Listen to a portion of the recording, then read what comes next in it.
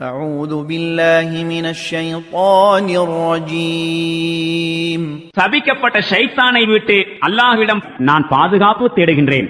فإذا مس الإنسان ضر دعانا ثم إذا خولناه نعمة منا قال إنما أوتيته على علم بل هي فتنة ولكن أكثرهم لا يعلمون. இதே மனிதனை கொஞ்சம் துன்பம் தொட்டுவிட்டால் அவன் நம்மை அழைக்கின்றான். பிறகு நாம் அவனுக்கு நம் சார்பிலிருந்து அருட்கொடையை அளித்து மகிழ்விக்கும் போது இது எனக்கு என்னுடைய அறிவின் அடிப்படையில் வழங்கப்பட்டுள்ளது என்று கூறுகின்றான். உண்மையில் இது ஒரு சோதனையாகும். ஆனால் இவர்களில் பெரும்பாலோர் அறிவதில்லை.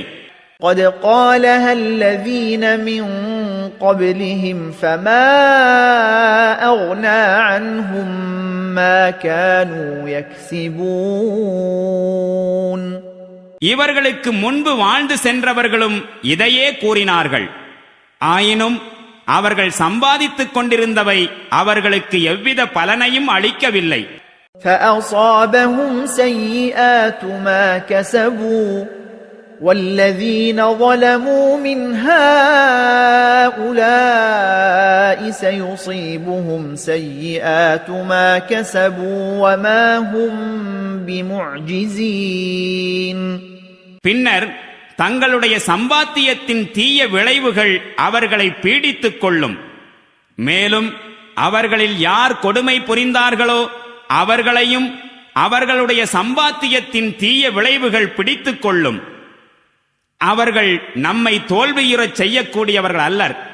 أَوَلَمْ يَعْلَمُوا أَنَّ اللَّهَ يَبْسُطُ الرِّزْقَ لِمَن يَشَاءُ وَيَقْدِرُ إِنَّ فِي ذَلِكَ لَآيَاتٍ لِقَوْمٍ يُؤْمِنُونَ. அல்லாஹ் தான் நாடுகின்றவர்களுக்கு தாராளமாக வாழ்வாதாரம் வழங்குகின்றான். மேலும் தான் நாடுகின்றவர்க்கு குறைவாக கொடுக்கின்றான் என்பதை இவர்கள் அறியவில்லையா? இதில் சான்றுகள் உள்ளன நம்பிக்கை கொள்ளும் மக்களுக்கு.